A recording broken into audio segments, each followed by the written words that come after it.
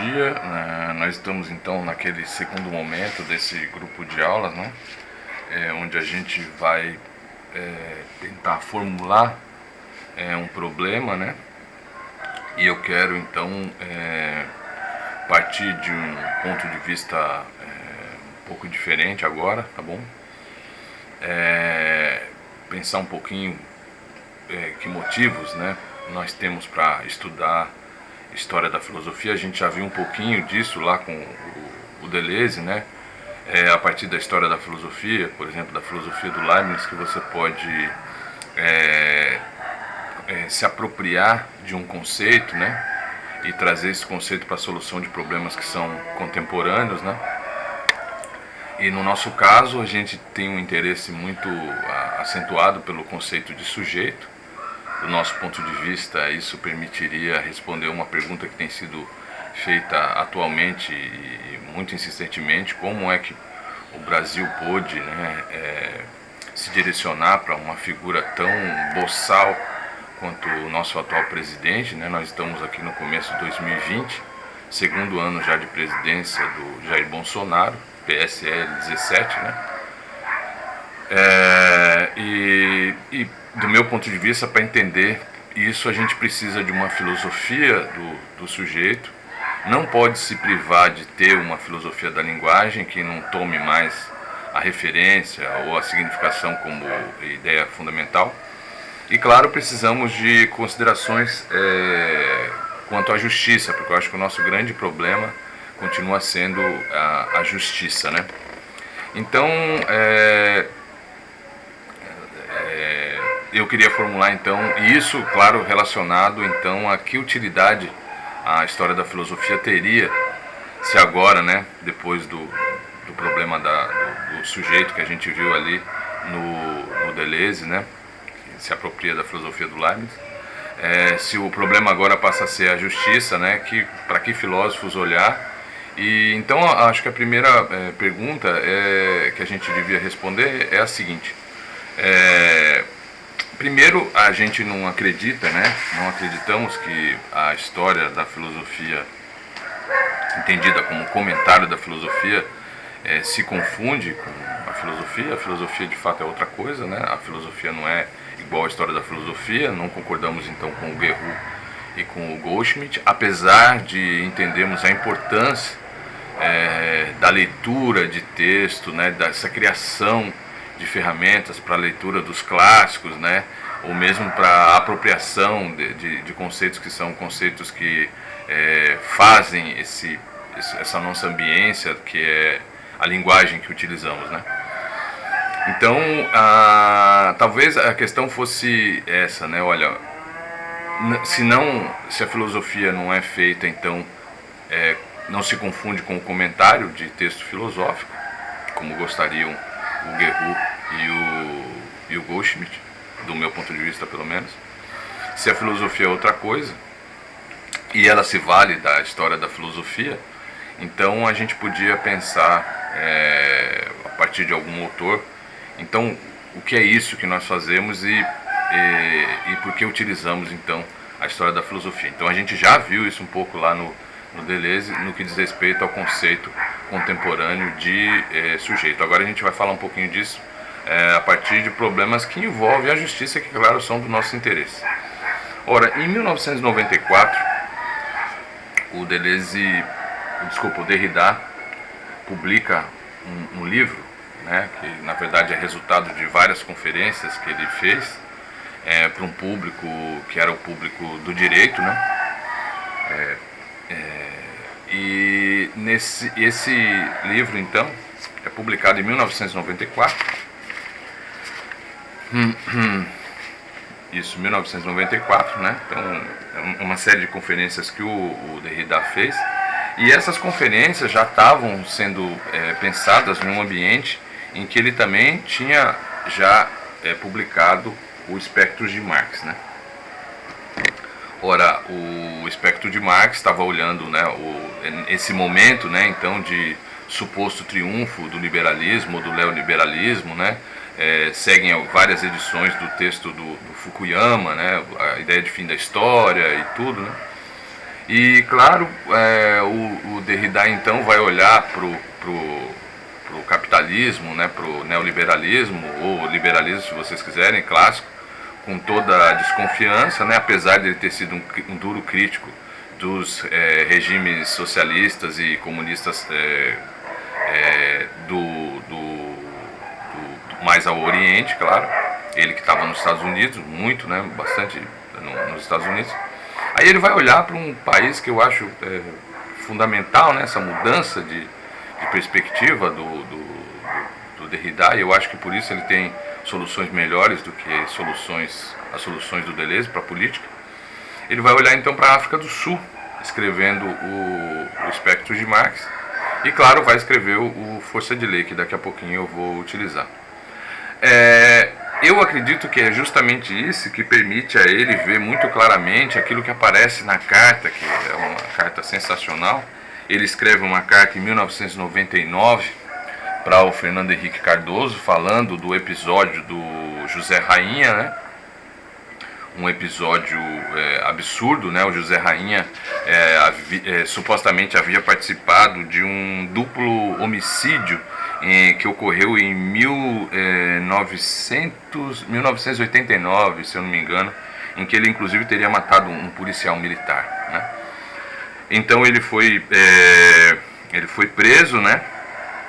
Acho que ele teve o primeiro julgamento em 97 e ele foi condenado então a 26 anos e alguns meses, né? E aí é isso que está acontecendo ali aqui no Brasil em 97, né? De 97 a 99. E o Derrida, assim como inclusive o José Saramago, estão olhando para isso. E no caso do Derrida, eu creio que é o resultado desse olhar cuidadoso que ele teve para com a África, né? África do Sul, né? Claro que só para aproveitar esse gancho, né? O que acontece com a gente agora é meio que o contrário do que aconteceu na África do Sul. Se vocês quiserem, eu diria que a gente inverteu o vetor, né, que nos levou da ditadura militar à Constituição de 88. O Derrida está olhando para a África do Sul, que está fazendo exatamente esse movimento, né? Eles estão saindo do apartheid, chegando à Constituição, que é sem dúvida nenhuma o marco então da revolução, né, a africana, né, da República Sul-Africana. E claro, se a gente vai olhar para essas filosofias, né, que sustentam esses regimes autoritários, uma maneira de olhar para isso, eu trouxe um livro que é bastante interessante, né, que é o Apartheid, armas, né, armas de fogo e dinheiro, né. Assim como lá na África do Sul naquele momento você devia olhar para onde o dinheiro está indo, né, você também agora no Brasil deve olhar para onde o dinheiro está indo, né. Na verdade não há crise em termos de geração de capital na África do Sul. Eu me lembro que eu conversei inclusive com um húngaro recentemente, né, no ano passado. Ele votou no Bolsonaro, inclusive, e o pensamento dessa pessoa, né, dessa figura que endossava toda a boçalidade do Bolsonaro, uma das afirmações que ele fez, que para mim foi assustadora, foi que, olha, mas durante o Apartheid a África do Sul ia muito bem economicamente, né? Então veja, nós não temos propriamente uma crise em termos de capital, não é que o Brasil não tem dinheiro, não é que a gente, né, esse não era o problema. Assim como também o problema ali no golpe da Dilma também não é um problema não foi um problema de corrupção, né? Esse não era os problemas do Brasil, nem estávamos vivendo uma crise econômica, nem estávamos vivendo uma crise no sentido moral, né? Não é essas coisas. E para vocês entenderem isso, basta seguir o dinheiro, né? Basta seguir o dinheiro. Para onde o dinheiro foi desde o golpe, vocês vão entender quem é que fez então essa involução, né? Pensando na revolução como uma saída desse tipo de crise, uma evolução que nos leva à crise que nós estamos vivendo agora, muito mais intensamente por causa dessa boçalidade que é o governo atual Bolsonaro, né? O nosso antigo PSL 17. Então acho que ali o Derrida então está olhando com muito cuidado para esse fenômeno que é a África do Sul e esse marco que os sul-africanos instauram. Eles não têm monumentos, né? A África do Sul não tem uma história como tem a Europa, né? Não que eles não tenham história, mas eles não têm uma história documentada, né? Não tem os monumentos que a Europa tem. E aí cabe aos sul-africanos, é uma solução que eu acho muito boa para o Brasil, ficar sempre num passado muito recente, né? O passado muito recente. Então eles insistem na coisa do apartheid, não ficam muito nessa questão dos monumentos, né? Ficam voltando muito atrás. E claro, a Constituição deles passa a ser um marco. Assim como a nossa Constituição de 88 deve voltar a ser um marco para todos nós, eu diria. Mas ali na carta, então ele escreve a carta em 1999, ele já escreveu esses dois livros, né, o Espectros de Marx e o Força de Lei, que do meu ponto de vista explicam o tom e o interesse, né, do Derrida pelo Brasil, pelo tema em específico. Eu vou ler uma passagem, uma pequena parte da carta, e vocês vão entender por que eu estou mencionando essa carta e por que a gente fez todo esse caminho, né? Eu estou querendo que vocês olhem para essa utilidade, né? Para que serve a filosofia se ela não serve para ficar fazendo comentários, né, tão detalhados de filósofos, né? Por que nós faríamos história da filosofia então, tá bom? A história da filosofia tem uma utilidade, vocês vão ver daqui a pouco, e isso passa pela consideração do tempo atual, do presente. Então, ali na carta, o Derrida diz, está no papel máquina, na minha edição, página 302, que acho que é da Estação Liberdade. Ora, creio também saber que o movimento do Sem Terra, né, do MST, representa hoje um dos exemplos altamente reveladores.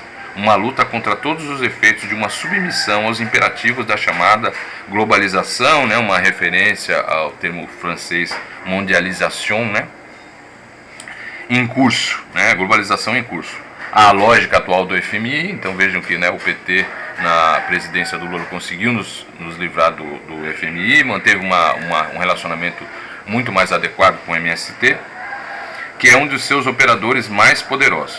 Dentre os efeitos da chamada submissão, creio saber que no Brasil se acumulam os gestos repressivos, as faltas para com a justiça, as promessas não cumpridas e etc. Então veja que o grande tema que aparece aí na carta do Derrida ao FHC, né, menciona que o Brasil então estava cometendo naquele momento várias faltas contra a justiça, e o julgamento do José Rainha, sua prisão, era apenas mais um desses eventos, né?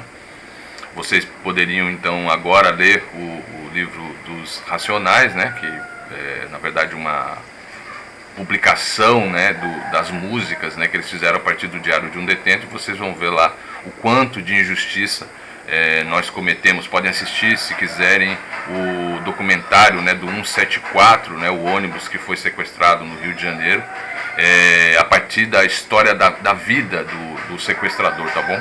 Eu acho que esses dão uma boa ideia. E claro, Cidade de Deus, né? Tá bom? Então é isso, né? O problema da justiça pro Derrida ali em 1999 já é um problema agudo, né? E aí, claro, esse é um problema agudo, e em 1994, quando tem uma abelhinha verdinha aqui linda, faz tempo que ela está aqui, né? Ela deve estar gostando dos textos que a gente está lendo, né?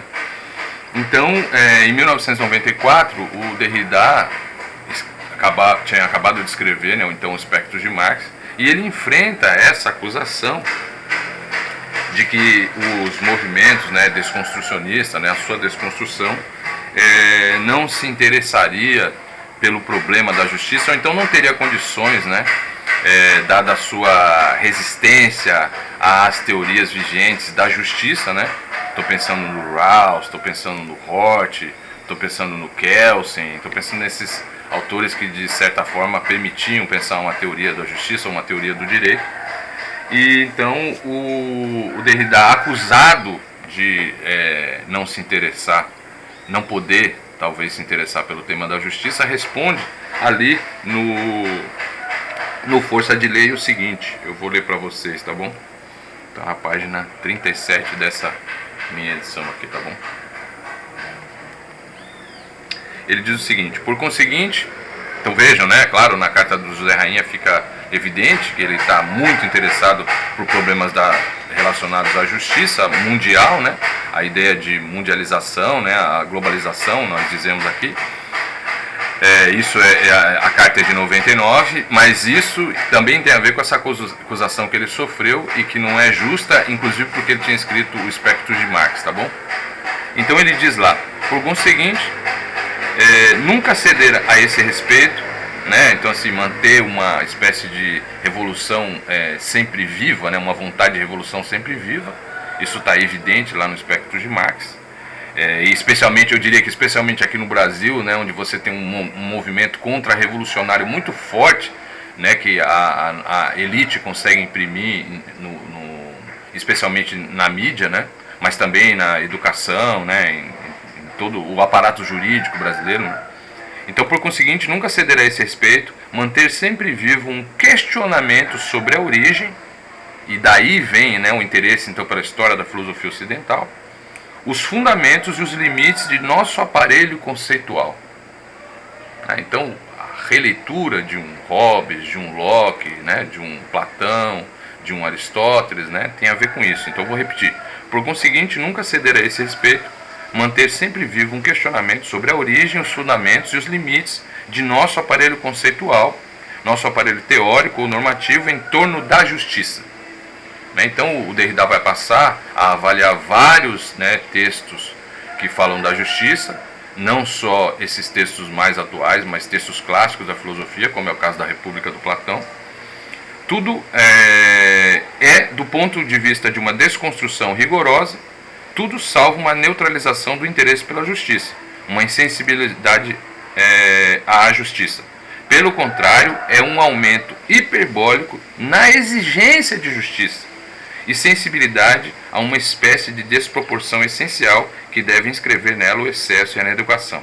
Isso leva a denunciar não apenas os limites teóricos, mas também injustiças concretas, com efeitos mais sensíveis na boa consciência que detém dogmaticamente em tal ou qual determinação herdada da justiça. Então veja, ele vai ali então fazer a carta, né, ao FHC, mas isso não quer dizer que ele não tenha então avaliado todo esse aparato conceitual, no caso do FHC certamente de uma sociologia clássica, né, de uma filosofia clássica que o FHC certamente conhecia muito bem, tradutor que ele era, né, do Montesquieu. E isso o Derrida faz então a partir do seu trabalho de história da filosofia. Daqui a pouco a gente vai discutir então esse método. Olha, o que é esse aparato conceitual, né, que faz uma espécie de base das nossas línguas, né, daquilo que a gente utiliza para falar da justiça, revelam, né? Isso ele vai dizer lá na página 48, ela revela então, cito, uma axiomática subjetal da responsabilidade. Então veja que vai entrar essa subjetividade. Então nós infelizmente, né, temos na nossa linguagem uma espécie de axiomática, né, que nos impede de falar de outra maneira da responsabilidade. Então ele chama isso de axiomática subjetal da responsabilidade. Daí o nosso interesse então pela história do conceito de sujeito, né? É preciso mudar essa situação e, tanto do ponto de vista do Derrida quanto do ponto de vista do Deleuze, a gente pode fazer isso, então, fazendo história da filosofia, tá bom? Então, uma axiomática subjetal da responsabilidade, da consciência, da intencionalidade. Então, cuidado, né? O Derrida está olhando com muitíssima desconfiança e com uma série de críticas a essas filosofias da intencionalidade, da propriedade, comanda o discurso jurídico atual e dominante, né? Acho que no caso do MST isso é evidente, né? A TFP sempre teve os seus filósofos também, os seus sociólogos, né? Ela comanda também a categoria de decisão, até mesmo em seus recursos às peripécias médicas. Ora, essa axiomática é de uma fragilidade e de uma grosseria teórica que não preciso sublinhar aqui. Então veja, essa grosseria teórica, essa fragilidade, né, teórica, elas ficam evidentes do meu ponto de vista quando vocês vão estudar as mudanças por que passou, por exemplo, o conceito de sujeito, né? A ideologia, para dizer assim, a ideologia neoliberal depende de um conceito de sujeito e de um conceito de responsabilidade e mesmo de justiça que não se sustentam pelas últimas descobertas, para dizer assim, ou pelas últimas considerações que foram feitas a partir da psicanálise, por exemplo, né? Então veja o que acontece, né? A ideologia neoliberal, ela se associa a uma noção muito determinada de sujeito, né? E mesmo figuras como o Chomsky, por exemplo, que acha que a grande ameaça da atualidade é a queda de grandes democracias, né, as democracias principais, que seriam a democracia da Inglaterra e dos Estados Unidos, não é capaz de enxergar isso, até porque ele está seguindo aquele inatismo, né, ali do Leibniz, eu diria até que grandemente influenciado também pelo Locke, né? E aí, o que permite, por exemplo, uma figura que supostamente é um seguidor do Chomsky, que aparece ali no filme, né, o Doutor Fantástico, né? Então você teria que assumir toda a responsabilidade do seu fracasso ou do seu sucesso. Ora, isso tem tudo a ver com aquela noção de responsabilidade que nós vimos ali no Leibniz e no Locke, né? O sujeito consciente e responsável de tudo que diz respeito a ele, né? Então esse é o fundamento, né, em termos de conceito de sujeito dessa ideologia neoliberal. Claro, tanto o Deleuze quanto o Derrida estão já longe disso, já passaram pela psicanálise e a consideraram como um evento muito importante. E então essa axiomática que se mantém da ideologia liberal, neoliberal, é de uma fragilidade, de uma estupidez para o Derrida ali, absurdas, né? Então é isso, né? Então ele vai repor os problemas da justiça, vai avaliar esses textos clássicos, né? E aí ele vai deixar muito evidente que para fazer isso, então ele vai se valer de dois métodos, né? Então, que maneira ele leria, né, o Platão, por exemplo, né? Isso tá, deixa eu ver que página que tá isso aqui. As marcas que eu fiz no livro caíram. Então já fomos Então tá aqui, que método é raro o Derrida fazer tão explicitamente essa referência ao método. Então ali entre as páginas 40 e 41 da minha edição do Força de Lei, ele vai mencionar esse método e vocês vão entender perfeitamente. Então por que fazer história da filosofia, né? Por que avaliar os textos clássicos? Cito o Derrida, diz ele: vamos agora diretamente, sem o menor desvio, pela memória histórica, né? Então ele já tinha falado, se eu não estou enganado, do Pascal e do Montaigne, que oferecem a primeira crítica jurídica, né, moderna, e ele vai, de certa forma, aderir a esse projeto, né? Então ele diz: vamos agora diretamente, sem o menor desvio, pela memória histórica em direção ao enunciado formal abstrato de algumas aporias. Não é isso, o uso das aporias, né, que o Derrida vai fazer aqui no Força de Lei.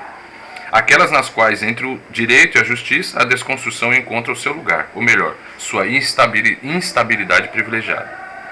Em geral, isso é o que nos importa, a desconstrução se pratica segundo dois estilos, né? Eu estou chamando de método, o Derrida certamente odiaria essa expressão, mas dois estilos, tá bom?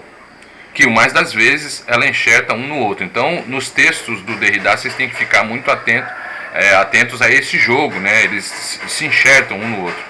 Um deles assume o aspecto demonstrativo e aparentemente não histórico dos paradoxos lógicos formais. Então você vai ler o texto do Derrida e vai achar que aquilo é muito contraditório, muito paradoxal, né?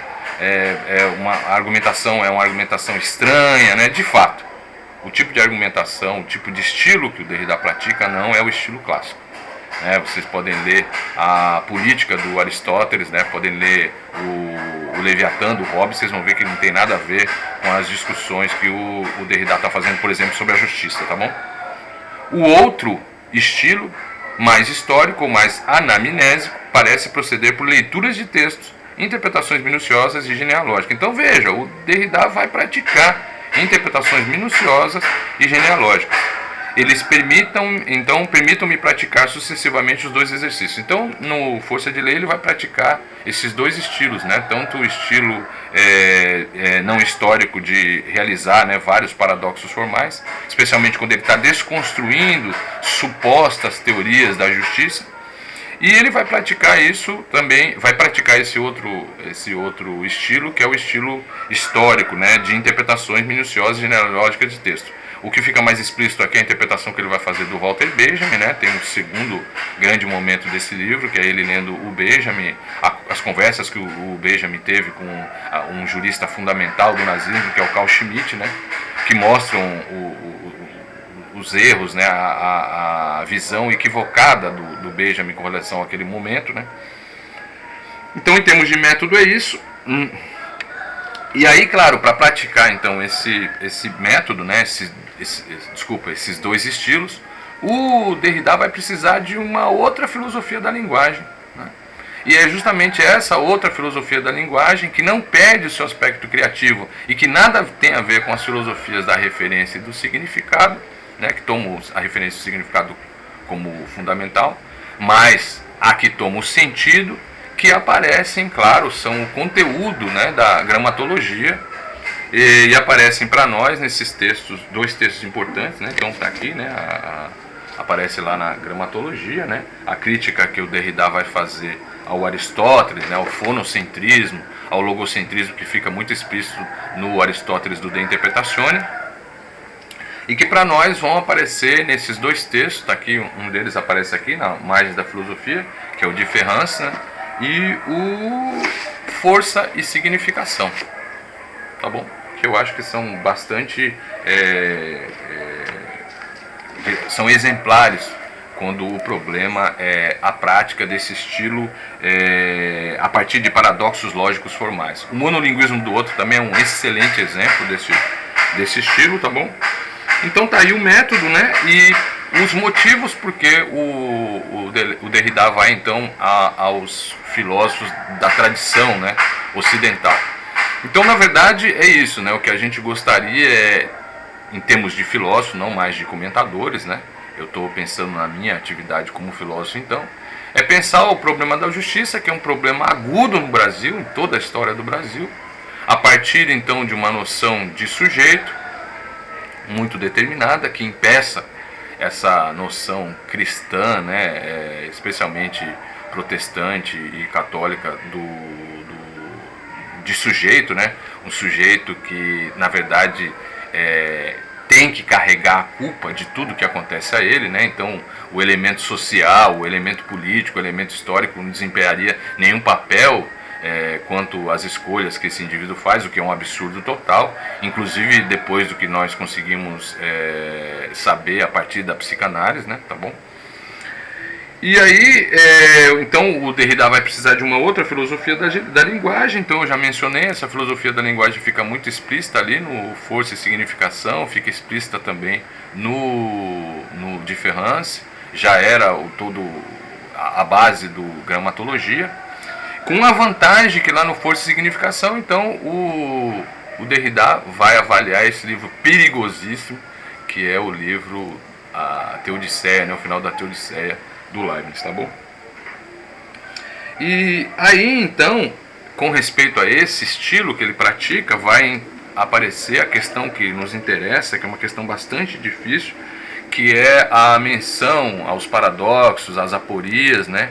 E é um conceito, o Derrida também não gostaria de chamar de conceito, que é a noção de indecidível, né? Então eu, quando for fazer a aula do Derrida sobre aquela operação, aquele jogo, vou falar talvez um pouquinho disso, tá bom?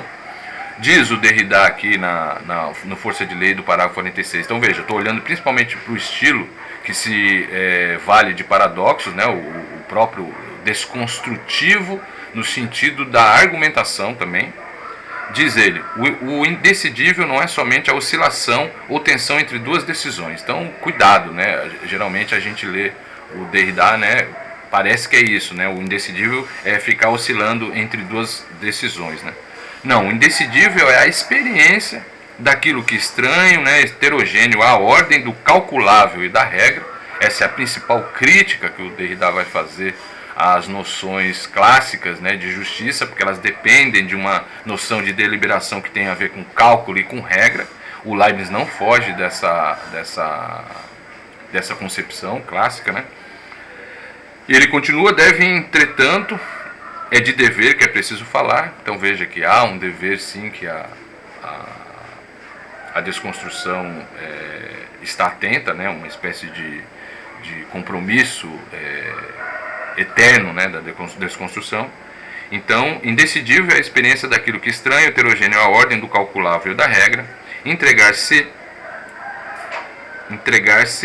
à decisão impossível, levando em conta o direito e a regra. Então, o Derrida aqui vai fazer uma avaliação, né, do que a gente pode chamar de direito, e vai fazer uma das separações que eu acho que são as das mais importantes, né, que a lei, né, especialmente baseada então aí no direito positivo, não se confunde com a justiça.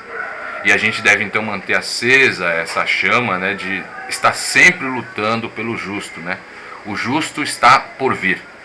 E é preciso tomar cuidado, né? Ele está olhando para a África do Sul, que, claro, está procurando esse mais justo, né? Está tentando atualizar. É claro que sempre a atualização já põe um outro justo no horizonte, né? Mas está olhando para a África do Sul como uma atualização do mais justo, que seria essa queda do regime do apartheid, né? Agora, o Derrida adverte a gente de uma coisa fundamental ali no espectro de Marx, que eu estava lendo antes do golpe, né, da Dilma, que, olha, tudo sempre pode ficar pior. Então, acho que o Brasil foi tomado por uma euforia, né, de que vivíamos uma crise econômica. Isso não é verdadeiro, né? Haja vista o quanto o mercado financeiro, especialmente na figura dos bancos, né, acumularam de dinheiro com essa involução que sofreu a sociedade brasileira com o golpe da Dilma, né, que fez cair a Dilma e colocou o Temer no poder, e depois com a eleição do Bolsonaro, né? Então eu acho que é isso, né? A gente foi tomado por uma euforia baseada em falsidades, né? De que nós vivíamos uma crise econômica. Na verdade, então, o que aconteceu foi que essa ideia, né, tomou os brasileiros, né? E aí a gente precisava de uma filosofia do sujeito para entender como é que os brasileiros se deixaram levar, né? E eu acho que aí a resposta do Deleuze, desculpa, é ótima, né? Já que somos corpos sem órgãos, então o mundo, né? O mundo faz esses órgãos, então nós somos praticamente totalmente determinados por esse social, né? Então, na verdade, o que você tem que ter é ferramentas eficientes de, como é que eu vou dizer, de reverberação de determinadas palavras de ordem, né? E claro, quem faz isso principalmente é a mídia. Do meu ponto de vista, a maior responsável por tudo que aconteceu conosco nesses últimos 3 anos e meio é a mídia. Claro, uma mídia que atende a interesses que são esses interesses daqueles que ficaram com o dinheiro. Então siga o dinheiro e você vai saber. E claro, então veja, o que a filosofia nos permite então? A filosofia nos permitiria, não estou mais pensando nessa prática do comentário, né, de filósofos, né, como a gente fez ali com o Leibniz. A filosofia nos permite justamente isso, né, ter essa atitude revolucionária constante, né, inclusive de desconstrução de supostas, né, que eu acho que o Bolsonaro depende muito disso, né. O Bolsonaro tem a verdade, então ele acha que tem uma teoria, né, da verdade, tem uma justiça, então ele acha que ele tem uma teoria da justiça, né. Então desconstruir essas teorias, né, fundamentalismos, né, esses fundamentalismos de toda espécie, que no final das contas podem colher sim na filosofia ocidental os seus fundamentos, né? Então isso é que eu acho que o Derrida está vendo. O Derrida, que era argelino, né, tinha visto a França criar uma série enorme de problemas, então é preciso tomar cuidado com isso também. A gente costuma olhar para o evento do nazismo como o pior momento da história mundial, e isso não é verdade. Se a gente olhasse para os genocídios, né, que assolaram as Américas, né, o genocídio dos índios, por exemplo, depois dos negros, né, por conta da escravidão, a gente veria que, na verdade, o Ocidente vem praticando, tem essa prática que não é diferente da prática que ele teve ali nesse evento do nazismo. O Derrida está muito atento a isso. Ele vai falar dos Estados Unidos, inclusive fazendo lembrar, né, o Vietnã e muitos outros eventos de que os Estados Unidos participou. Aqui na América Central e da América do Sul, é um absurdo o que os Estados Unidos fez, né, durante a história. Então eu acho que nisso o Chomsky está cego, né, à realidade. O que a Inglaterra fez, né, na África, na Índia. Então o Derrida, por não ter esse comprometimento com a filosofia ocidental, nesse sentido de que ela de fato viu bem, né, ele então é capaz de, eu acho, ter mais cuidado com esses problemas, tá certo?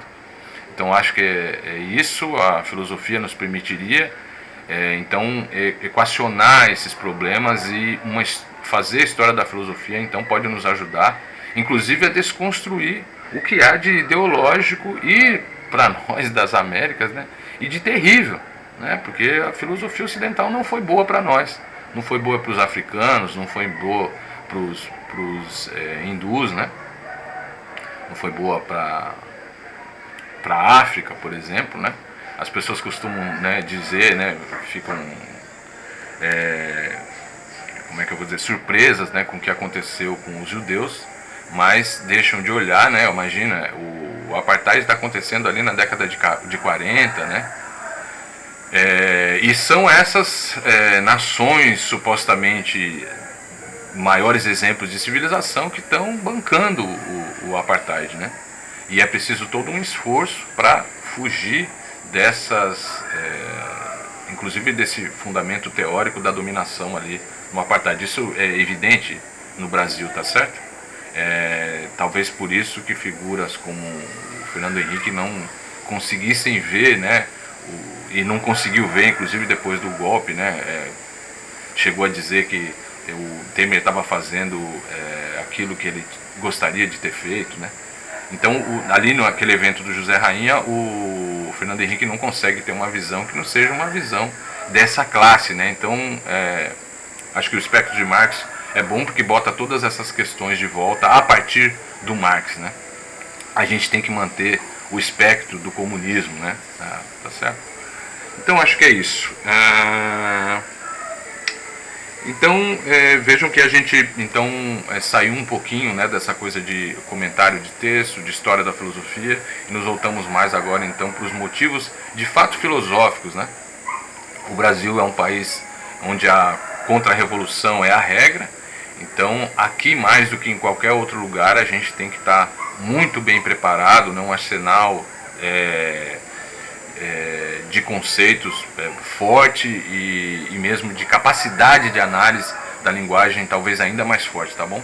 Então é isso, um bom dia, e daqui a pouco eu volto então com uma espécie de introdução a esse problema da justiça. Eu não vou me alongar nisso, e depois a gente vai então para aquilo que é determinante de fato essa aula, que é falar sobre o Derrida e a linguagem, tá bom? Aquela noção de jogo que a gente precisa para poder ler o Força e Significação, tá? Um abraço para todos, até mais.